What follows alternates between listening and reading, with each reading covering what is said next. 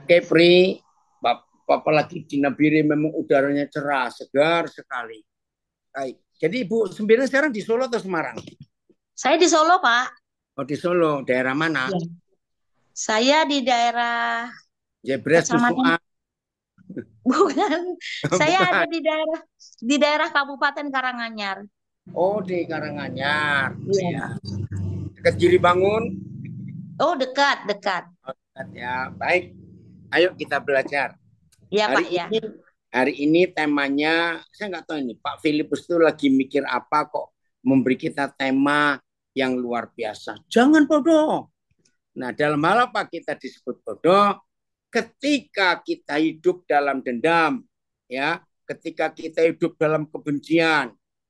Nah, kebodohan yang paling bodoh dalam hidup kita manusia itu bukan karena kita pernah ditipu orang, bukan.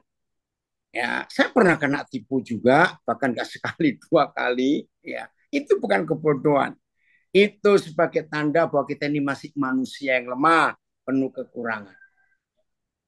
Di mata Tuhan orang bodoh bukan yang nggak sekolah, nggak bisa baca tulis, bukan.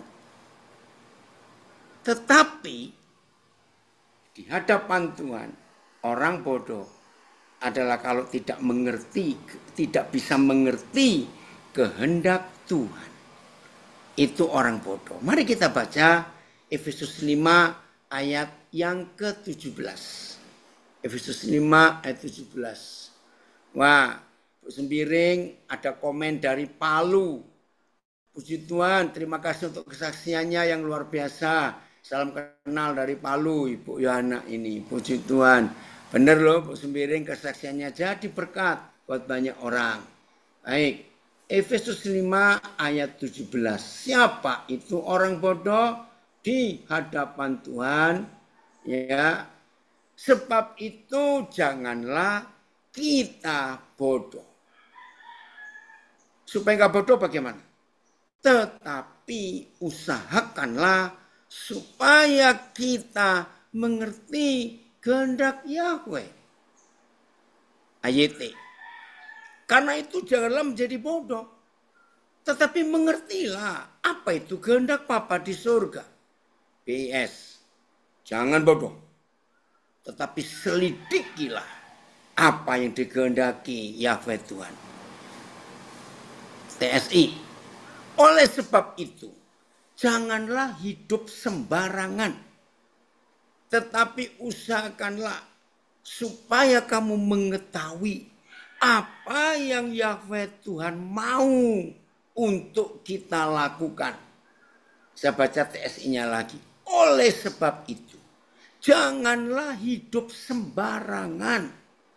Tetapi usahakanlah supaya kita mengetahui apa yang Yahweh Tuhan mau untuk kita lakukan. Jelas ya? FYI-nya Filipus coba. Jadi jelas. Orang bodoh di hadapan Papa di surga. Bukan yang gak bisa ngitung, gak bisa baca, gak sekolah. Tidak.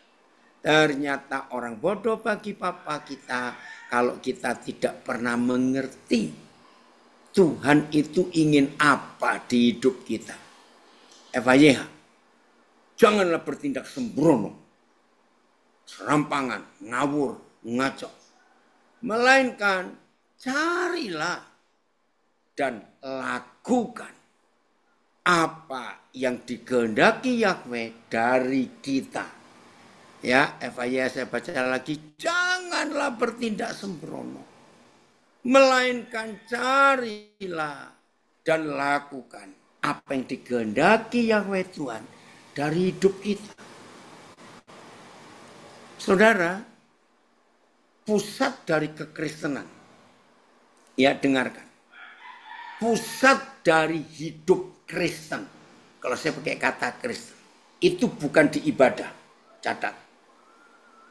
Pusat dari hidup kekristenan bukan di doa pagi, doa puasa, doa malam, aktif baca Alkitab. Ya, beberapa kali, setiap kali kita belajar Senin, Rabu, Jumat pagi ini, Selalu ada pertanyaan dari semua yang bergabung dari LP ini, LP itu ya. Pertanyaannya seputaran liturgi, ibadah, doktrin, ya. Contoh kemarin, ya, ada yang tanya masalah doktrin itu. Hari ini siapa yang masih punya konsep bahwa pusat hidup kita itu di dalam ibadah, di dalam liturgi, di dalam misa, di dalam aktivitas kegerejaan, hari ini harus berubah. Ternyata pusat hidup Kristen kita bukan di semua ritual, upacara keagamaan, ibadah Minggu, ibadah Sabtu, ibadah Senin, baca Alkitab, doa puasa. Tidak. Lalu apa pusat hidup kekristenan kita? Tolong catat, hanya satu ini. Pusat hidup kekristenan kita adalah perjumpaan dengan yang kita panggil Papa, Ayah, Bapa, karena Tuhan Yesus mengampuni, menyelamatkan kita. Nah, itu pusat, yaitu perjumpaan dengan pribadi yang agung, yang kudus, pribadi yang penuh damai. Itu pusat kekristenan kita. Izinkan saya mengatakan, iblis sangat tahu konsep ini. Oh, sangat tahu. Ya. Jadi iblis sangat tahu bahwa pusat hidup kekristenan kita itu adalah perjumpaan dengan Tuhan. Nah, orang beragama, catat. Orang beragama itu tidak pernah memikirkan perjumpaannya dengan Tuhan. Yang penting melakukan ibadah. Maka itu tidak sedikit di antara kita, maaf loh. Ini saya alami sendiri di daerah-daerah Kristen. Daerah timur Indonesia, Sumatera Utara, ya, di daerah Toraja, Sulawesi Utara, maaf. Mengapa tidak sedikit orang-orang Kristen itu yang pusat hidupnya bukan kepada perjumpaan dengan Tuhan, tapi pokoknya ritual, ikut ibadah. Lalu kalau tidak sempat ikut ibadah, maaf, yang tidak pernah tahu ini nggak usah komentar. Tapi yang pernah melakukan harus bertobat hari ini. Apa yang mereka buat? Titip persembahan. Dulu saya nggak ngerti. Kenapa ya saudara ini tidak ibadah, tidak ke gereja, tapi titip persembahan. Nah, saya percaya yang pernah gitu pasti senyum-senyum sekarang ini. Ternyata itu ritual titip persembahan. Ya, kemarin ini diskusi ya, kami di Nabire kemarin ya, kami diskusi ada tamu yang dari luar Papua datang. Nah, ada ibadah duka. Ya, ada ibadah duka. Baik selama jenazah masih ada, belum pemakaman, sampai pemakaman semuanya. Nah, ini ada yang heran. Loh, kok ada persembahan di ibadah duka itu? Lalu ada yang tanya, untuk siapa uang persembahan itu? Ya tergantung yang buat ibadah itu siapa. Lalu saya jawab. Sebab di dalam ibadah, ya, kenapa ini Filipus kok layarnya keluar? Oh, kenapa ini? Oh, Filipus layarnya kok keluar? Kenapa? Ada apa ini? Bapak, ini Ibu Sembiring. Oh, Ibu Sembiring, ya udah. Nah, ternyata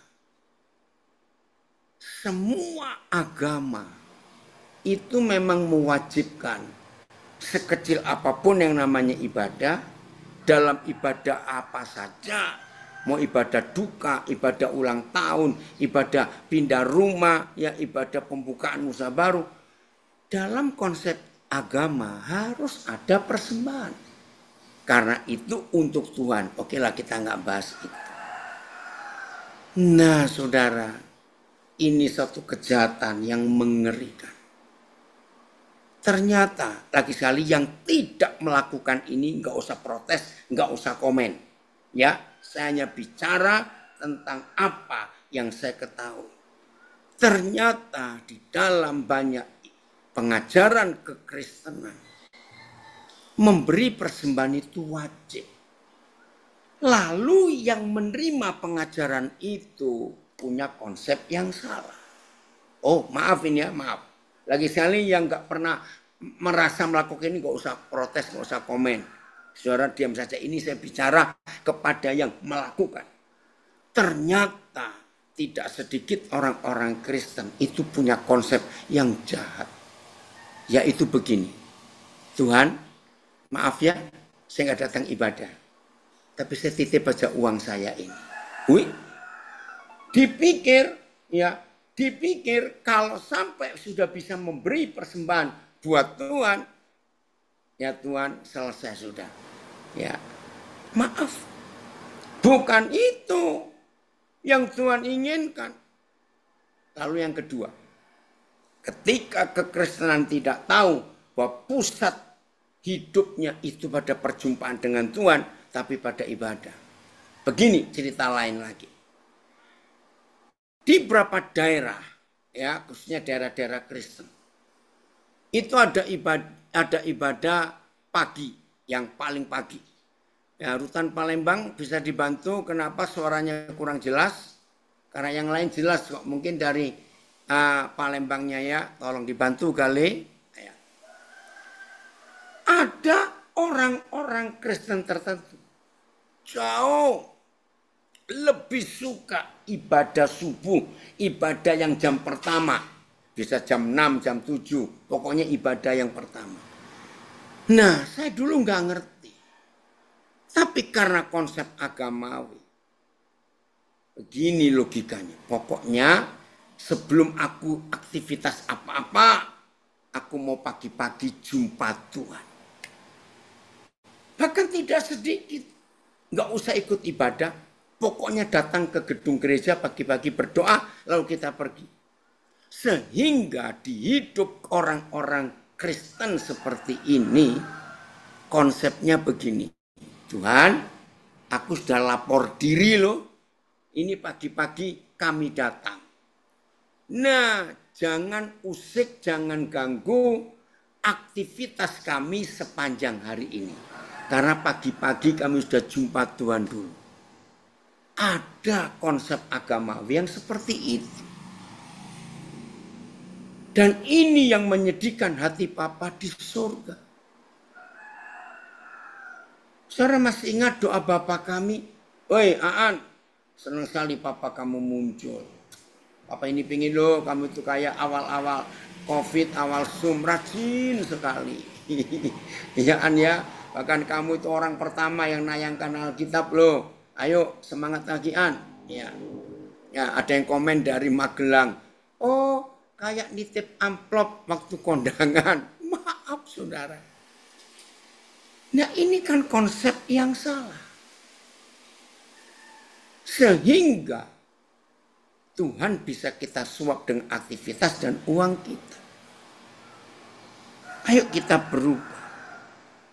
Nah bukan itu yang Tuhan kehendaki dalam hidup kita.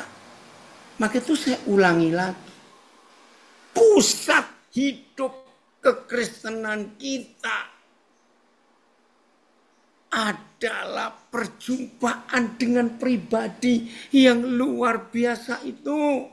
Apa yang baik dalam nama Tuhan Yesus Kristus.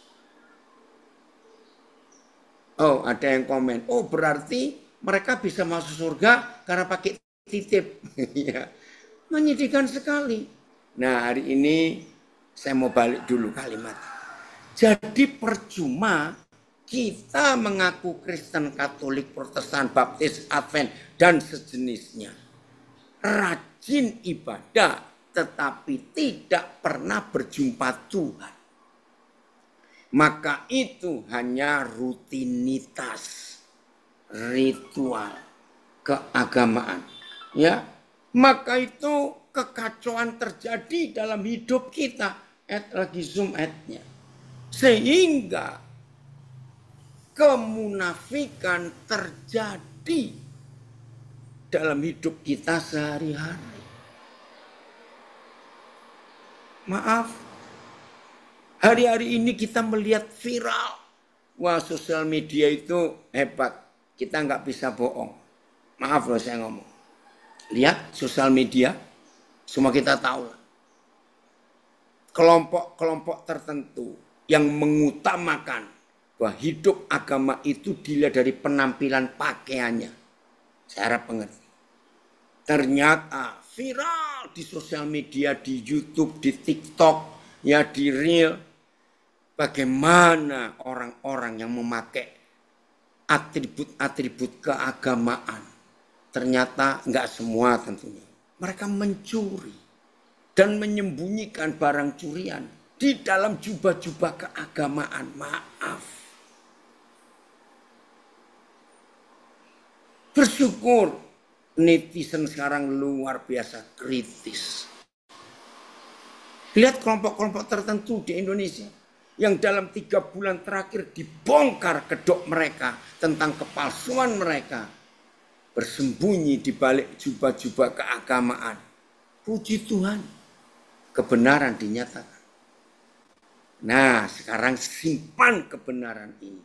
Setelah kita baca Efesus 5:17. Yang Papa inginkan dari kita bukan ritual, bukan ibadah, bukan rajin baca Alkitab, tapi perjumpaan dengan Dia. Karena tanpa berjumpa Dia, kita jadi orang munafik dalam melakukan semua rutinitas keagamaan kita. Nah, setan tahu, catat, setan tahu kebenaran ini. Bahwa setan itu lebih teliti baca Alkitab daripada kita. Juga daripada kami hamba-hamba Tuhan ini. Serius. Sebab dalam kerusakan gereja yang setan pakai untuk merusak kita, justru ayat-ayat vital yang kita tidak lakukan. Tapi itu penting, setan yang tahu. Nah, ini dia. Ternyata untuk mengalami perjumpaan dengan pribadi kudus, Raja Damai, penyelamat dunia, Tuhan kita, untuk bisa berjumpa dengan Dia, hanya ada satu cara, bukan 2 cara, bukan 5 atau 10, cuma 1. Apa itu? Hidup tidak punya musuh. Hidup berdamai dengan semua orang. Jadi ini kehendak Papa kita yang paling tinggi. Yaitu berjumpa dengan Dia. Saya ulangi dan iblis tahu. Untuk berjumpa dengan pribadi yang maha kudus itu hanya ada satu kondisi, satu syarat. Hidup damai dengan semua orang. Hidup tanpa musuh. Ini luar biasa. Mari kita baca. Ibrani 12 ayat 14. Ya. Hendra Polan, siapa ini? Papa lupa. Ibrani 12 ayat 14. Ya. Berusahalah hidup damai dengan semua orang. Saya baca dengan terjemahan yang agak tepat. Ya. Ya saya, Papa senang sekali kamu ada nak. Papa ingin ketemu kamu. Ya nanti ya. Berusahalah hidup damai dengan semua orang. Dan kejarlah perdamaian dengan semua orang. Supaya kita kudus. Sebab tanpa kekudusan, apa itu? Tanpa hidup damai dengan semua orang, berarti saudara dan saya tidak kudus. Sebab tanpa berdamai dengan semua orang, tidak seorang pun akan melihat Yahweh. Itu senang sekali Papa kamu ada. Saudara bayangkan. Ini luar biasa. Hebat. Tapi mengerikan kalau kita gagal melakukan. Jadi perjumpaan dengan Papa di surga itu bukan lewat ritual, bukan lewat ibadah, bukan lewat penyucian diri, bukan. Perjumpaan dengan pribadi yang kudus dan hebat itu hanya dengan satu kondisi, hidup tanpa musuh. Ayat, kejarlah perdamaian dengan semua orang. Dan hiduplah dalam kekudusan dengan cara berdamai dengan semua orang. Sebab tanpa hidup kudus tidak seorang pun dapat melihat Yahweh. TSI-nya, EPIS-nya, Filipus. Nah ini ayat yang dipakai setan untuk membuat 99, sekian persen pendeta dan orang Kristen masih punya musuh. Karena ayat ini. Berusahalah untuk hidup rukun dengan semua orang. Berusahalah juga untuk hidup suci, khusus untuk Yahweh. Sebab tidak seorang pun dapat melihat Bapa yang kudus kalau ia tidak hidup seperti itu. Hidup damai dengan semua orang. TSI. Berusahalah hidup damai dengan semua orang. Dan jagalah kesucian hidupmu. Karena orang yang tidak berusaha hidup suci, tidak berusaha hidup damai dengan semua orang, tidak mungkin akan bertemu Bapa, bertemu Yahweh. Bayangkan. Sesederhana ini. Untuk saudara dan saya bisa selalu jumpa dengan pribadi yang sangat kita rindukan. Yaitu Bapa di surga. Ternyata cuma satu syarat. Hidup gak punya musuh. Nah ini ada komen hamba Tuhan dari Maluku. Saya baca ya. Kalau di Ambon tidak ke gereja, tidak apa-apa, tapi bisa titip uang nazar. Ini, itulah daerah-daerah Kristen itu. Oke ya. FIA-nya Filipus. FIA-nya.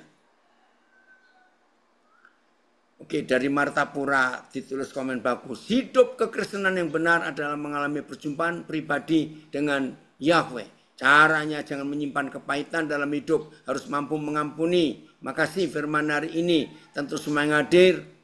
Ini ingin sekali mengalami perjumpaan dengan yang istimewa dengan Yesus. Amin. Pangkalan Bun hadir. Puji Tuhan. FIA dengar. Jauhi segala pertengkaran. Jauhi. Pertengkaran ya.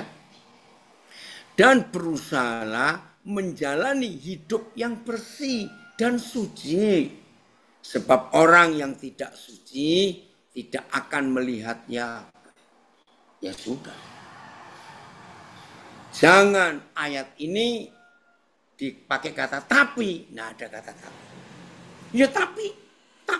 Yang salahkan dia. Bukan saya yang salah. Nah bukan itu. Ya bukan itu. Saudara, ayo hari ini kita hidup dalam kebenaran ini.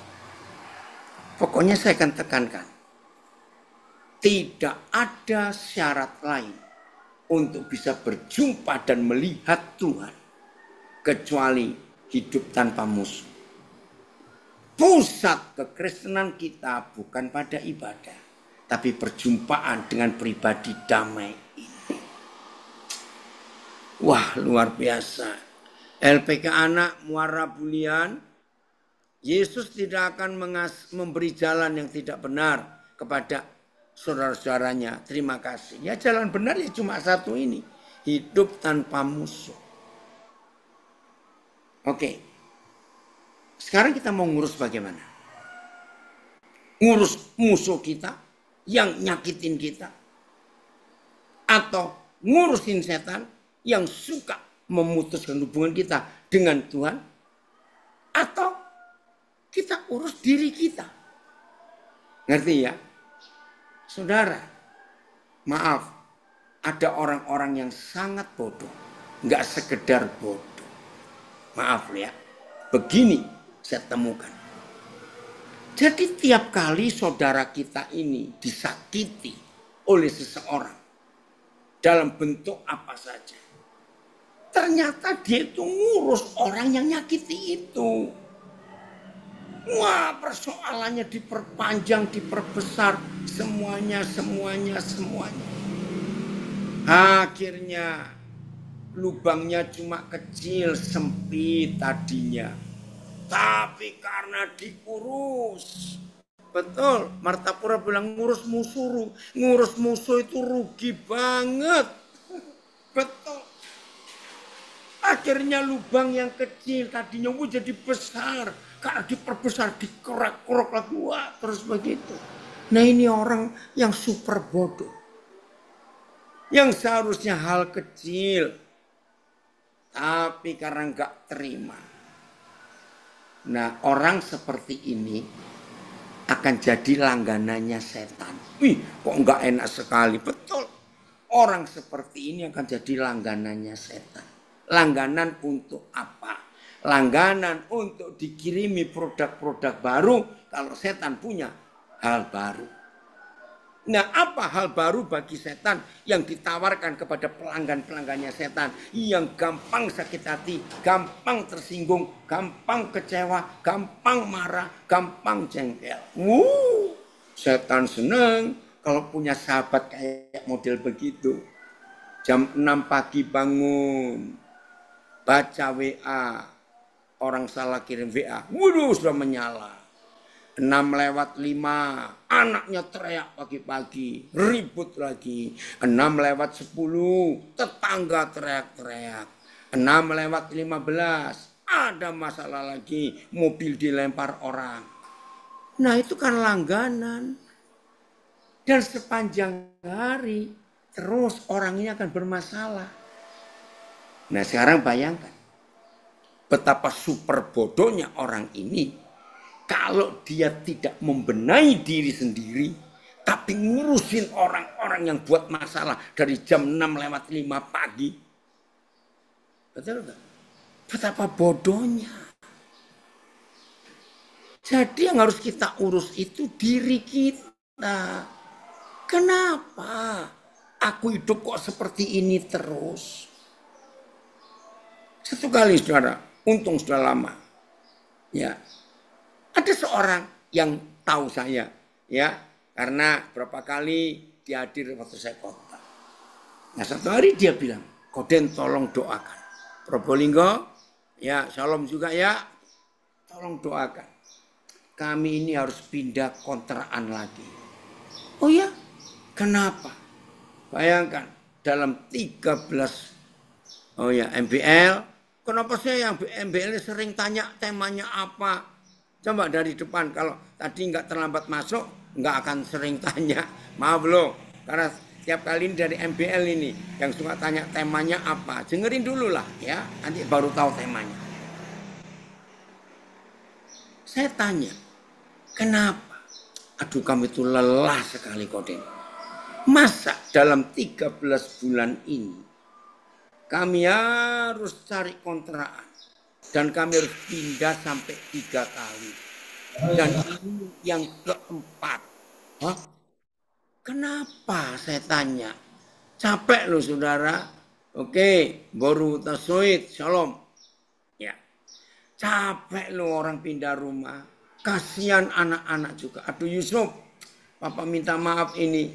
Tolong kamu beritahu Papa ya, yang harus Papa bayar SPP-mu. Kamu muncul, Papa baru ingat. Maaf nak, Papa tunggu. Dia bilang begini. Bayangkan. Tiap kali kami itu pindah rumah kontrakan. Ada saja tetangga kami. Kalau enggak tetangga kiri, ya tetangga kanan, ya tetangga belakang, atau tetangga depan. Loh kenapa?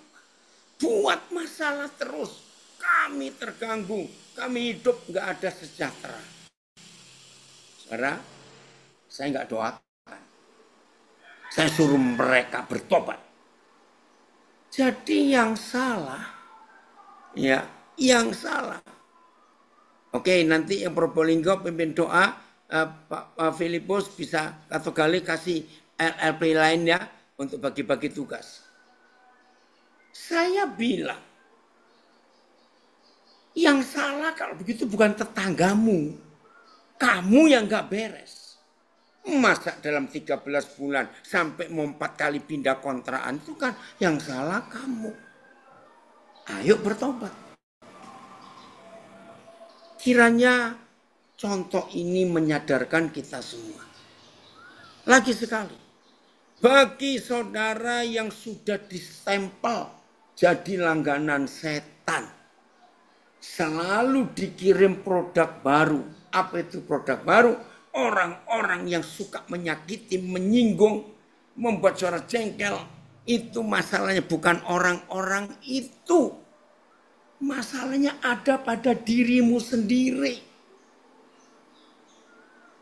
Oke, masih ingat beberapa waktu yang lalu? Tuhan berikan saya hikmat tentang jeruk nipis. Nah, saya ulangi lagi ya, supaya hari ini tahu. Amin. Wih, dari Manokwari. Di Jogja sekarang kamu nak ya. Benar sekali Pak. Tidak ada gunanya, tidak mengampuni, tidak berdamai. Betul nak, rugi. Gimana istrimu? Tuhan sobat mujizat ya. Ingat jeruk nipis. Begini. Satu hari ada di antara kita yang di salah satu jari dari 10 jari tangan kita itu ada luka kecil sekali. Kita nggak rasa. Ya.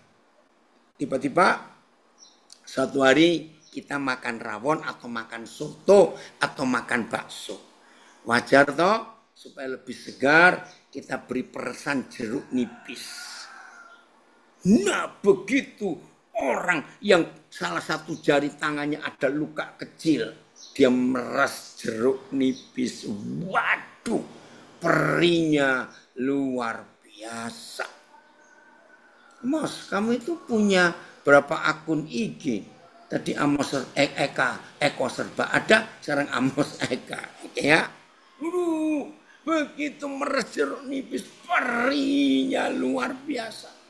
Saya tanya kepada saudara, kalau saudara ketemu orang kayak begitu, wah, Muara Enim kenapa harus keluar? Nah, tolong dicek lagi ya. Belum lama loh. Ayo. Ada peraturan dari Kementerian Hukum dan HAM bahwa Senin, Rabu, Jumat semua LP yang warga Kristen harus ikut ibadah. Tolong dicek ini Muara Enim kenapa. Lalu saudara melihat orang ini marah-marah kepada jeruk nipisnya. Wih, dia ambil jeruk nipis itu, dia banting. Setelah dia banting, dia injak-injak jeruk nipisnya. Bilang jeruk kurang ajar kamu. Ayo, saya tanya. Kalau saudara melihat orang seperti itu, oh belum ada tempat yang Cianjur, tidak apa-apa, tolong diurus ya, bagian pengurus. Kenapa ini? Karena wajib loh, semua warga negara dengan agama apa saja wajib punya hak untuk beribadah. Nah ini Cianjur tidak ada tempat, coba diatur. Saya tanya, apa komen saudara kalau melihat ada seorang yang marah-marah pada jeruk nipis karena dia rasa perih? Ngerti nggak pertanyaannya? Ayo kira-kira saudara kalau ketemu orang kayak begitu akan komen apa? Ya, ayo. Ya itu tadi super bodoh. Loh kok jeruknya disalahkan?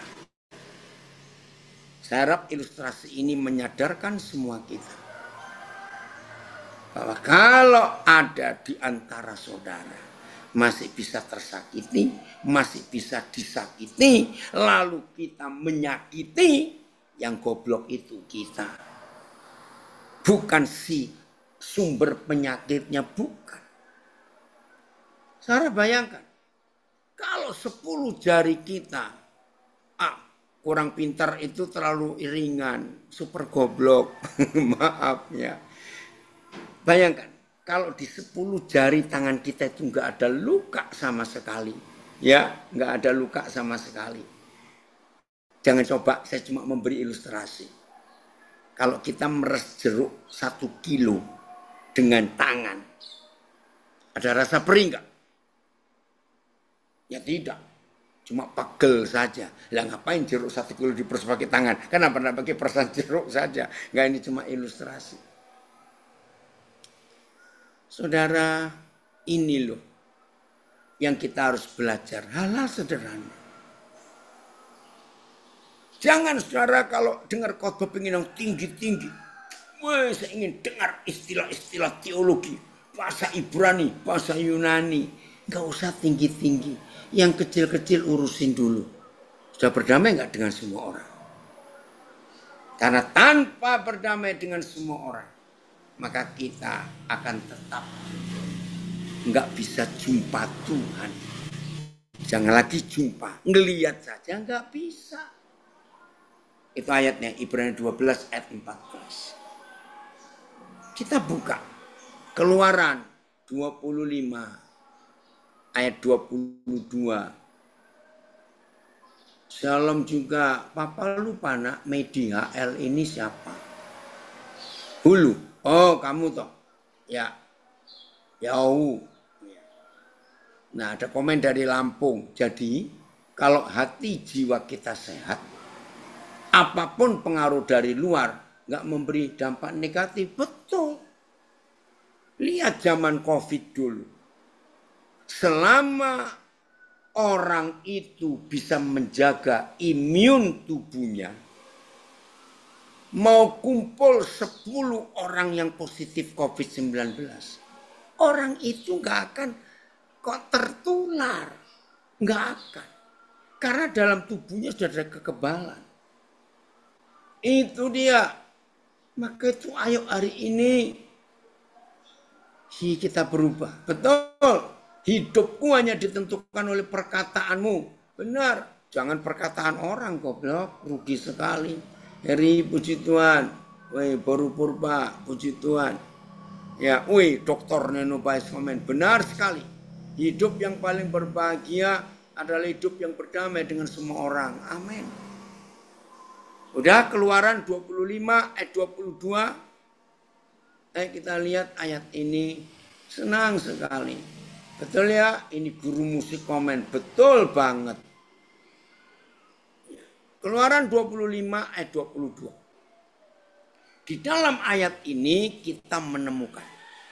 Hanya ada satu tempat. Perhatikan. Hanya ada satu tempat. Di mana Yahweh yang Maha Kudus bisa berjumpa kita, manusia lemah ini. Hanya ada satu tempat. Saya baca.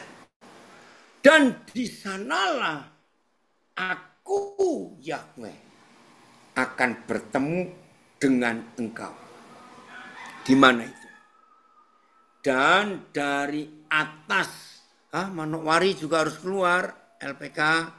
Anak. Kenapa itu belum jamnya loh? Ya. Di sanalah aku akan bertemu dengan engkau. Satu tempat ini saja.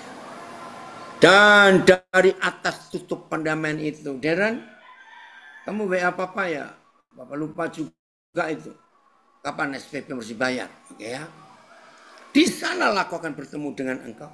Dan dari atas tutup pendamaian itu. Ini tempatnya.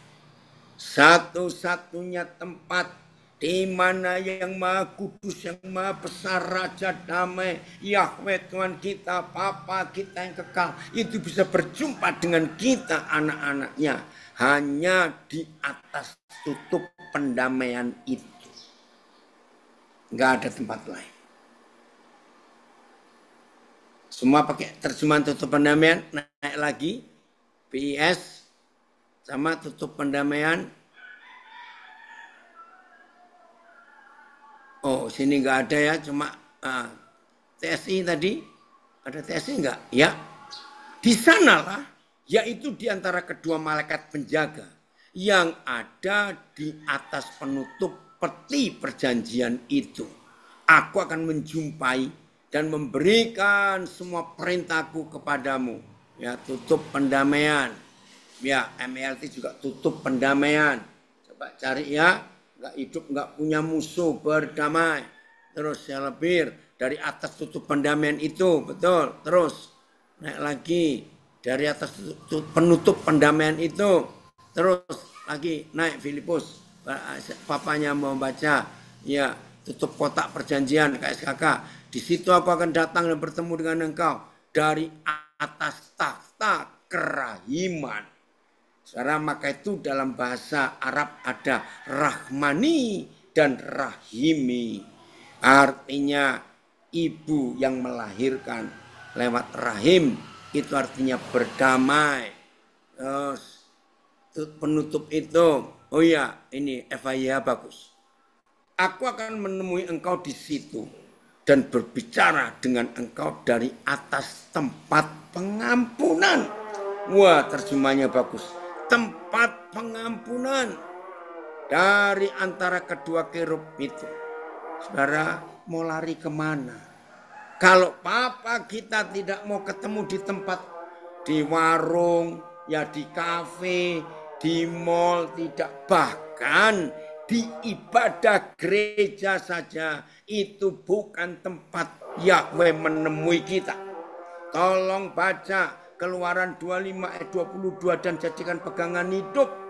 Papanya memilih satu tempat untuk dia bertemu kita. Di atas tempat pengampunan. Di atas tutup pendamaian. Kawan, keren ya? Oke. Bahasa Jawanya Filipus coba. Bapak ingin lihat bahasa Jawanya. Pakai kalimat apa itu? Sebentar ya. Ayo cari yang bahasa Batak. Ya, yang bahasa Karo, bahasa Toba, bahasa Simalungun, Dayak, ayo semuanya. Ono ing kono anggoning sun bakal ngrawuhi sira saka ing sadhuwure tutup pangruwatan iku. Saudara masih ingat? Dalam bahasa Jawa, dalam hidup orang Jawa ada ruwatan. Nah, meruat bagi orang Jawa itu membuat perdamaian dengan semua unsur dan anasir yang ada di udara wilayah itu. Itu bahasa Jawa, ngeruat, menyucikan, mendamaikan. Bang Li baru hadir, puji Tuhan. Ya, saya ulangi.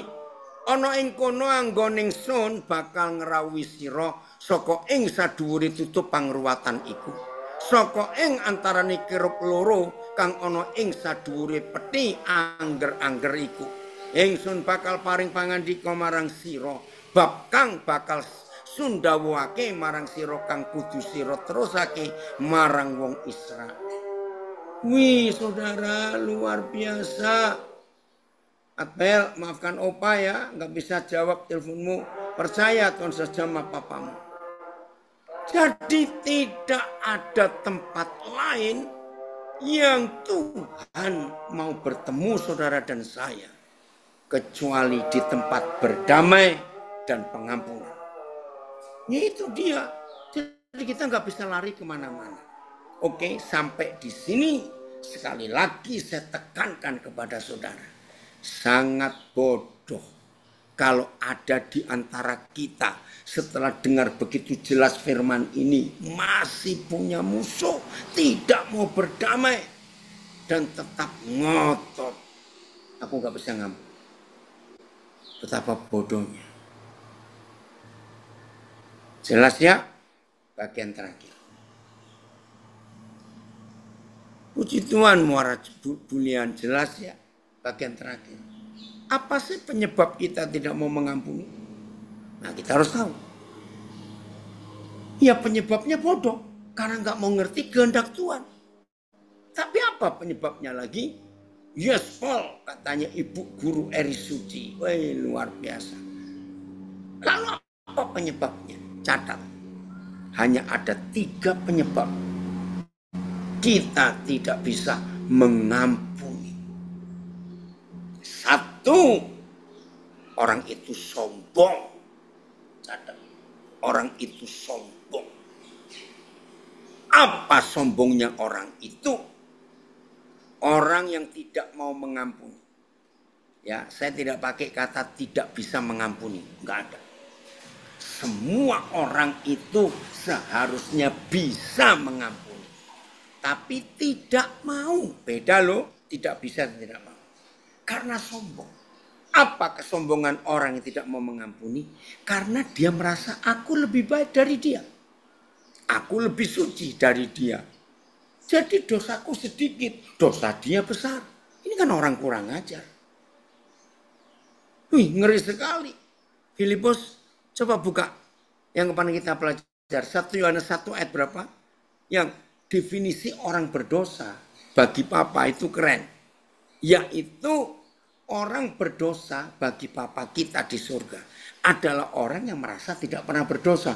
Keren gak itu? Nah, orang yang merasa tidak pernah berdosa itu orang yang paling sombong. Dan dia sulit ngampuni orang lain. Karena aku gak berdosa. Ayat berapa kepada Filipus? Papa lupa, 8 ya. Coba buka 1 Yohanes. Aduh, kelas 2 Jambi juga harus keluar.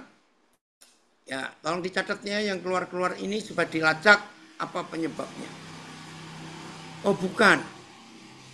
Oh ya, betul ya. 1 Yohanes 1 ayat 8.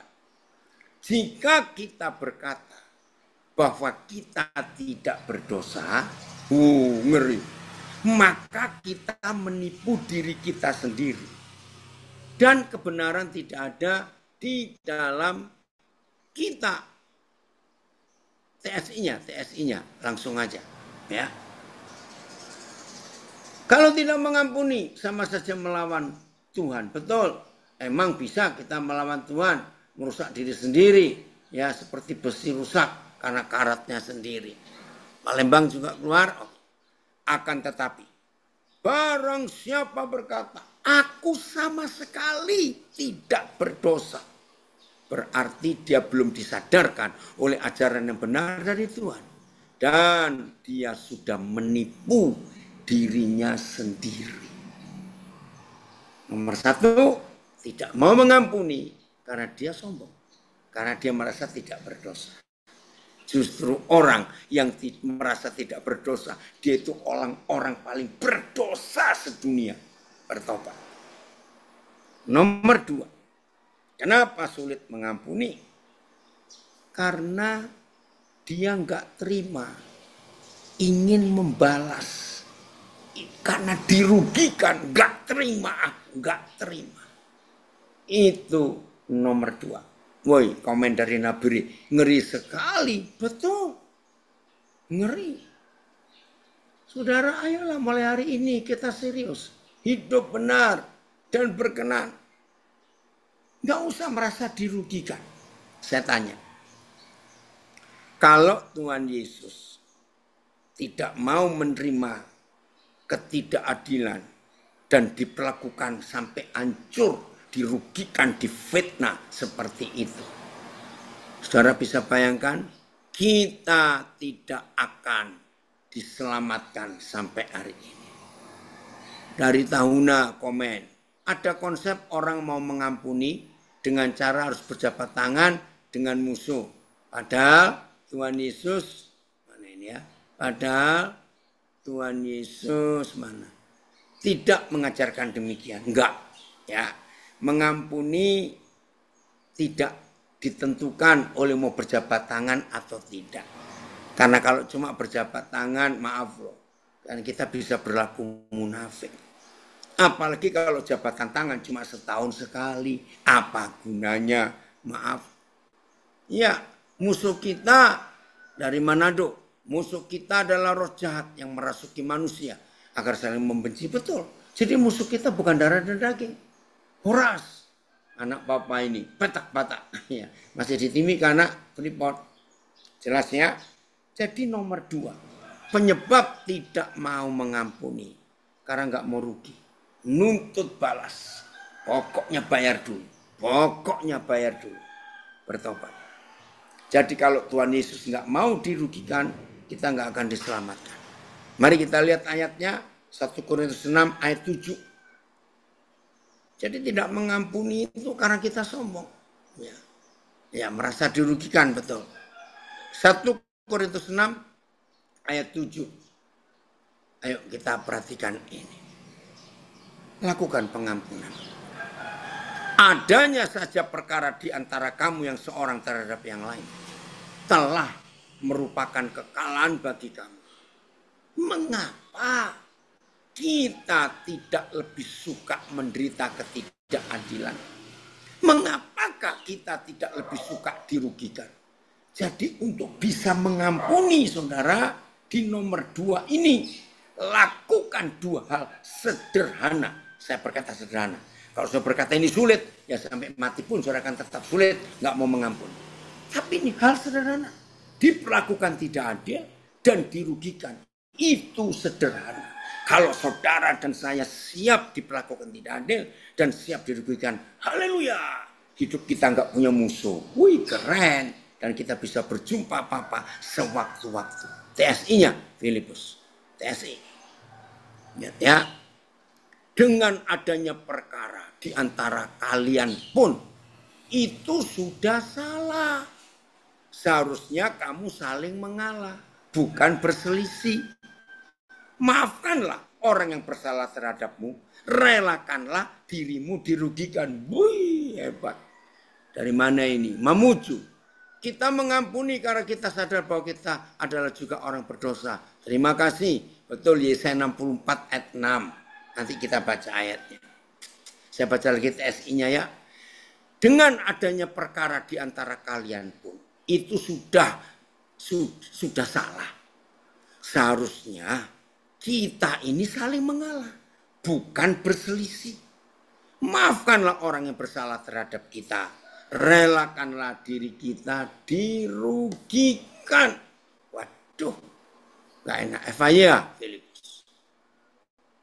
Ya, siap diperlakukan tidak adil dari Surabaya. Tulisan bagus. Perkara pengadilan itu saja sudah merupakan kekalahan bagi saudara sebagai orang Kristen. Terima saja perlakuan yang tidak baik itu dan habis perkara. Dalam hal ini kita lebih, ya ini karena saya mau tulis. Dalam hal ini kita lebih memuliakan Tuhan kalau kita membiarkan diri kita dirugikan orang lain. Wah, ini keren sekali dan gak enak. Saya baca lagi ya, Pak ya. Perkara pengadilan itu saja sudah merupakan kekalahan bagi saudara sebagai orang Kristen. Terima saja perlakuan yang tidak baik itu dan habis perkara. Dalam hal ini kita lebih memuliakan Tuhan kalau kita mau menerima. Ya, dalam hal ini kita lebih memuliakan Tuhan kalau kita membiarkan diri, ayo dirugikan orang. Bahasa Jawa, Filipus, maaf ya, supaya kita tahu. Woi, semakin nikmat. Betul, ini seorang yang berkomentar semakin nikmat karena dia sedang mengalami tindasan dari orang yang seharusnya mengasihi dia. Menang kamu nak. Bab onone prakara kang tuwuh tumbuh ana ing antaramu iku wae wis nelakake anggonmu padha kuciwa. Yo apa? Yo kene kowe ora milaur nrimo. Enggak mau terima. Digawe sak wenang-wenang. Aduh, dibuat semenang-wenang. Aduh, ngeri sekali. Yo kene kowe ora nrimo ketunan dirugikan. Ayo saudara, mulai hari ini kita betul-betul hidup dalam konsep ilahi yang luar biasa ini. Terima kasih Tuhan. Siap dilakukan semenang-menang? Bahasa Jawanya. Siap dirugikan? Ya harus siap. Itu untuk kemenangan kita semuanya. Yang ketiga. Kenapa kita sulit mengampuni? Yang ketiga. Karena kita lupa.